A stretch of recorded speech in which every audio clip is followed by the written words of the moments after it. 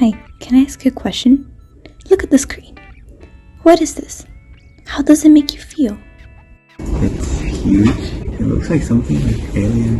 A cool building, I would say. I'm wondering what the thing on the side is. It's a contradict. This is the Brazilian National Congress, designed by Oscar Niemeyer. It is located in Brasilia at the very end of the Esplanada dos Ministérios. But before I give you more information, let me take you back in time.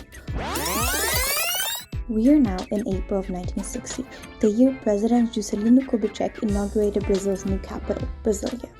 Yes, I said it right, inaugurated. Brasilia was a city designed and built to its very corner. Some argue it's shaped like a bird, some say it's a plane with a north and a south wing. But no matter how you see it, it seems too perfect to be true. Even too artificial, it is. We can describe Kubitschek's carefully constructed narrative as a reflection of the government's own interest in pursuing national identity. Let's build the modern city. The problem, however, is that Brasilia is not the capital city it was built to be. I chose to analyze this city and this building because I spent 17 years of my life in Brasilia, literally less than 20 minutes away from this building. But I never cared about it. It had always just been there. It was never part of my life, not as a Brazilian and not as a Brasiliense that was from Brasilia. This is why the main argument in this video is that Oscar Niemeyer failed to create a symbol of national identity centered around the National Congress in Brasilia. Even though the architecture invites you to stare at it as if asking, "What is this?" it does not resonate with its audience because it deviates from its purpose to represent the Brazilian people. Niemeyer wants you to stare at the buildings but not invite you in. The buildings are too imposing, too modernist, and leave you wondering, how am I a part of this? Let's focus on the medium first. Yes, it is a building. It is automatically bigger than an average-sized person, so it's already imposing. We see two towers surrounded by two plates. We see a 27-story high tower contrasting with the horizontal structure and two rounded plates. The entrance is marked by a massive ramp surrounded by grass and water.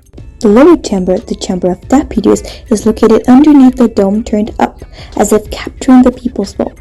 The upper chamber, the Senate, is smaller with its dome turned down. Just like most buildings in the city, the National Congress is made up of concrete and glass. The materials highlight the focus on an imagined future. Glass represents clarity, simplicity, transparency. Reinforced concrete, widely available in the country, represents strength and seriousness. It is rigid. Also, it was widely available at the time and required massive manual labor. People move economies after all. However, when we compare Congress with other buildings by the same architect, we see an exception. Niemeyer is famous for including curves in all of his buildings because, according to him, curves are inherently Brazilian. Quote, "What attracts me is the free and sensual curve, the curve that I find in the mountains of my country, in the sinuous course of its rivers, and in the bodies of its beautiful women." So why straight lines? Why make a vertical building and not a horizontal one? Because Congress stands tall, above its own people. However, there are moments where the people actually fought against Congress. Take the Direta Já movement, claiming direct and free elections during the military dictatorship. We see young people climbing up Congress and invading its every corner. We can then ask ourselves, is Niemeyer's Congress a threat to Brazilian democracy? Well, it is. Because the building is not about its people or its democracy. It is about an idealistic Brazil that does not exist. It is a Congress by one person for no people at all. A tower and two plates are easily identifiable as Congress, but they historically silence the story of those that made the miracle of building a city.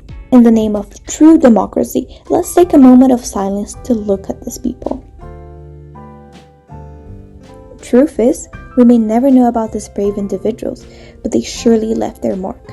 Back in 2011, the in-house technical team found a sealed container, a time capsule, in a gap between slabs with messages directly from the people to their representatives.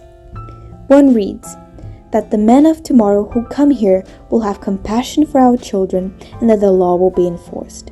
Hopefully, José Silva Guerra's wishes will become true in the future.